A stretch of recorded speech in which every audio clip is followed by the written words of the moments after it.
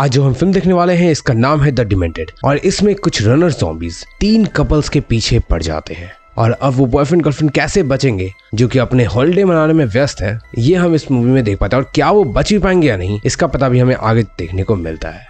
तो मूवी की शुरुआत में टेलर और डेविड दिखते हैं जो वेकेशन के लिए निकल रहे थे। अपना सामान पैक करके ये 2 और फ्रेंड्स का वेट कर रहे होते हैं, लेकिन उनके आने से पहले डेविड टेलर को वेडिंग रिंग देकर प्रपोज कर देता है शादी के लिए, जिसे टेलर बहुत ही ज्यादा खुश हो जाती है। कुछ ही देर में ब्राइस भी वहाँ अपनी गर्लफ्रेंड नाओमी के साथ आता है। दोनों काफी हॉर्नी होते हैं और पब्लिक प्लेस में ही कुछ करने लगते हैं।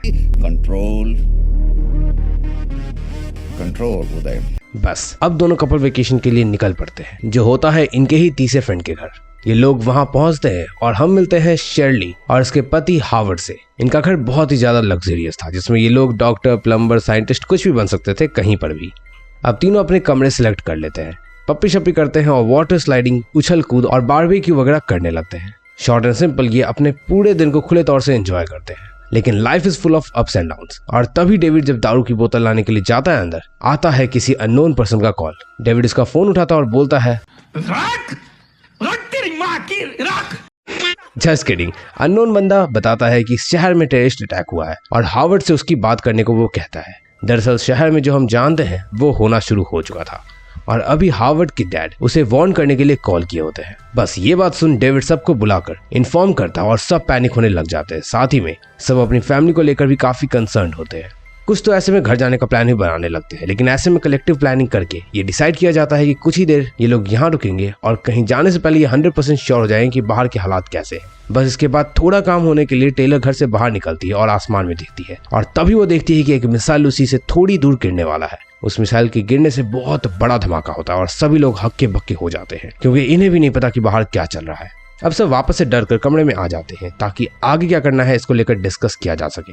अब इनके डिस्कशन के दौरान शर्ली की माँ का कॉल आता है और वो बताते हैं कि अभी घर में ही रहना बेटा, क्योंकि न्यू ऑर्लियन सिटी में मिसाइल अटैक हुआ है। तो शर्ली बोलती है उससे मेरा क्या फायदा। खैर माँ की बात सुनकर सब इसी घर में रहने का डिसाइड करते हैं। अब इन सब टेंशन से दूर ब्राइस और डेविड अपने रिलेशनशिप्स की गॉसिप करने लगते हैं। डेविड अपने प्रपोजल वाला बात भी बताता है और साथ ही बताता है कि ही थिंक्स कि टेलर के साथ he will be happy forever, जिस पर ब्राइस भी उसके साथ एग्री करता है। दूसरी तरफ टेलर भी शर्ली के साथ इसी सिलसिले पर बात करते हैं कि डेविड ने उसे प्रपोज किया है और अब टेलर भी डेविड को अपना हबी चबी बनाने के लिए रेडी है। बस ये बात चल ही रही होती है कि तभी शर्ली की नजर दूर खड़े एक कुत्ते पर जाती है, जिसका हुलिया बेहद अलग था और वो बहुत ही अजीब तरीके की हरकतें कर रहा था। इस कुत्ते का एक कान भी नहीं था, जिससे ये और भी ज्यादा डरावना लग रहा था। बस तभी वहां ब्राइस और डेविड भी आकर कुत्ते को घूरने लगता है और तभी तेजी में कुत्ता इनकी ओर दौड़ता है, जिससे सब दौड़कर वापस घर के अंदर चले जाते हैं और खुद को बंद कर लेते हैं ताकि ये सेफ रहे।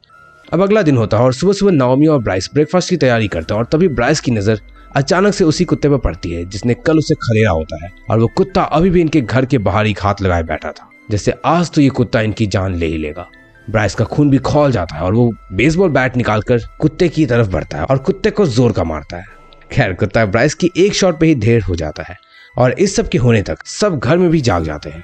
अब सब अपने अपने रूम में जाते हैं, लेकिन तभी शर्ली नाओमी को अकेले में बुलाती है और पूछती है कि तुम्हारे और मेरे हस्बैंड के बीच क्या चल रहा है। तो नाओमी बताती है कि ऐसा कुछ नहीं है जैसा तुम सोच रही हो, इंस्टेड तुम्हारा हस्बैंड हावर्ड मेरे साथ बदतमीजी कर रहा था। अब दूसरी तरफ हमें डेविड दिखता है जो गाड़ी से एनिमल डिपार्टमेंट की ओर जा रहा था इसी कुत्ते की डेथ की खबर देने, लेकिन रास्ते में उसे एक गाड़ी का एक्सीडेंट हुआ दिखता है और वियर्ड तरीके से उसके आगे एक लेडी खड़ी थी। डेविड अब उसकी मदद करने और हालचाल पूछने के लिए उसके नजदीक बढ़ता है तो देखता है कि वो लेडी एक साइको बन चुकी है और खुद से ही अपने बाल नोचने लगती है और वो भी इतने सारे कि उसकी खोपड़ी खुल जाती है। दिस वॉज हॉरिफाइंग, क्योंकि उस लेडी के मुंह पर भी खून लगा हुआ था और उसकी हरकतें बिल्कुल भी नॉर्मल नहीं थी। बस डेविड तेजी से अपनी कदम पीछे लेता है और वो लेडी उसकी ओर भागकर बोनेट पर चढ़ जाती है। डेविड किसी तरह एग्रेसिव होकर घर पहुंचता है और उस लेडी से अपना पीछा छुड़ाता है। वो सबको बताता है कि हमें इस जगह से बाहर निकलना होगा क्योंकि ये कोई इन्फेक्शन है, टेररिस्ट अटैक नहीं, और ये अपने पास तेजी से इस एरिया में पसार रहा है। इस पर सब डेविड को बताते हैं कि बाहर जाने के सभी रूट बंद कर दिए गए हैं। तो ऐसे में हावर्ड भी अपने ओपिनियन शेयर करने लगता है, लेकिन तभी पीछे से कोई ज़ॉम्बी हावर्ड पर अटैक कर देता है। अब तेजी में सब उसकी मदद करने बढ़ते हैं और ज़ॉम्बीज को हथियार से ब्राइस मार भी देता है, लेकिन नहीं, हावर्ड नहीं बच पाता। अब इधर ये अपने पहले ज़ॉम्बी से डील कर रहे थे कि तभी बाहर 2 और ज़ॉम्बी इनकी ओर भागने लगते हैं। बस डेविड जल्दी से सबको अलर्ट कर वहां से भागकर ऊपर वाले कमरे में जाने को कहता है। अब सभी ऊपर छिप जाते हैं और नीचे कई ज़ॉम्बीज आ चुके थे, उनमें से एक हावर्ड भी था। इसी बीच शर्ली एक वॉशरूम में छिप जाती है और डेविड, ब्राइस और टेलर एक रूम में सेफ थे। अब डेविड ने कल ही मंदबुद्धि बालक की वीडियो देखी तो वो बताता है कि ये एक फ्लूइड वायरस है और ये एक बॉडीली फ्लूइड के कारण एक दूसरे में ट्रांसमिट हो रहा है, सेम लाइक कोरोना वायरस। और जो कुत्ता सुबह मरा था वो भी इसी वायरस से इन्फेक्टेड था। इसी वक्त पर वॉशरूम में फंसी शर्ली के ऊपर एक ज़ॉम्बी हमला कर देता है, जिससे मुश्किल से जान बचाकर शर्ली भी डेविड के कमरे की ओर भागती है। अब शर्ली के रूम में आते ही ब्राइस चिल्लाने लगता है कि उसके कारण ही उसकी गर्लफ्रेंड मारी गई है और शर्ली ने अगर वक्त पर गेट खोला होता तो आज नाओमी जिंदा होती। अब इतना कुछ झेल कर सब दुखी हो चुके थे। ऐसे में सब एक आइडिया निकालते हैं कि हम में से कोई एक बाहर जाकर कोई गाड़ी लेकर आएगा, जिसके बाद हम सब उस गाड़ी में बैठकर दूर निकल जाएंगे। अब इस बात को इम्प्लीमेंट करने के लिए ब्राइस घर से गाड़ी लाने के लिए निकल जाता है और रास्ते में बहुत खतरनाक ज़ॉम्बी से वो लड़कर किसी तरह गाड़ी को घर के पास ले आता है।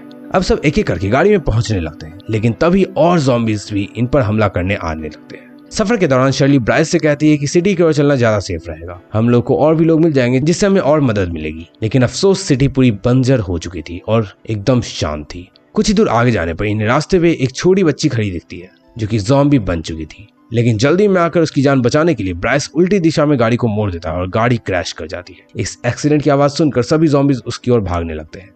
उन्हें अपनी ओर आता देख डेविड और फ्रेंड्स एक बिल्डिंग में छिप जाते हैं और रात भर वहीं टाइम बिताते हैं। अगले दिन सूरज की रोशनी के साथ ये लोग भूख मिटाने के लिए एक पास के ही मॉल में जाते हैं। इस वक्त तक ब्राइस के पैर में भी चोट लग गई थी, तो वो धीरे धीरे मॉल के अंदर बढ़ रहा था। तभी पीछे से एक ज़ॉम्बी उस पर हमला कर देता है और वो ज़ॉम्बी बस ब्राइस को मारने ही वाला था कि तभी डेविड पीछे से उसे बचा लेता है। अब खाना वाना खाकर बारी थी मॉल से बाहर निकलकर किसी और सुरक्षित जगह पर जाने की, क्योंकि पूरे शहर में ज़ॉम्बीज फैल चुके थे। तो आगे छिपकर बचकर भागते हुए शर्ली स्लो हो जाती है और ज़ॉम्बीज उसे अपना शिकार बना लेते हैं। अब बस ब्राइस, डेविड और टेलर बचे हुए थे।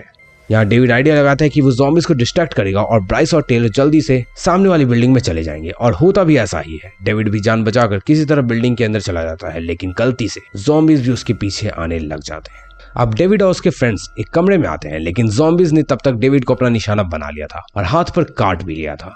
कुछ ही देर में डेविड में भी म्यूटेशन दिखनी शुरू हो जाती है और वो भी टेलर और ब्राइस को मारने के लिए उनके पीछे आने लगता है। खैर किसी तरह अपनी जान बचाने के लिए ब्राइस डेविड को हथौड़े से मार देता है और ये देखकर टेलर सदमे में चली जाती है, क्योंकि दोनों ही जल्दी शादी करने वाले थे। लेकिन हालात के आगे सब झुक चुके थे। लिफ्ट से ये अब उस बिल्डिंग के सबसे टॉप फ्लोर पर जाते हैं, क्योंकि इन्हें एक हेलीकॉप्टर की आवाज सुनाई देने लग गई थी और रूफ पर पॉसिबल था कि ये ज़ॉम्बीज से हेलीकॉप्टर के मिलिट्री उन्हें रेस्क्यू कर ले। पर बैड लक, इनकी लाख शोर मचाने के बावजूद हेलीकॉप्टर तक इनकी आवाज नहीं पहुंचती। अब ये लोग दूसरे हेलीपैड पर जाने का डिसाइड करते हैं ताकि वहां ये हेलीकॉप्टर्स का इंतजार कर सके। ये लोग छत से नीचे आते हैं और देखते हैं कि ज़ॉम्बीज वायर्स 32 फिल्म की तरह फ्रीज हो चुके थे।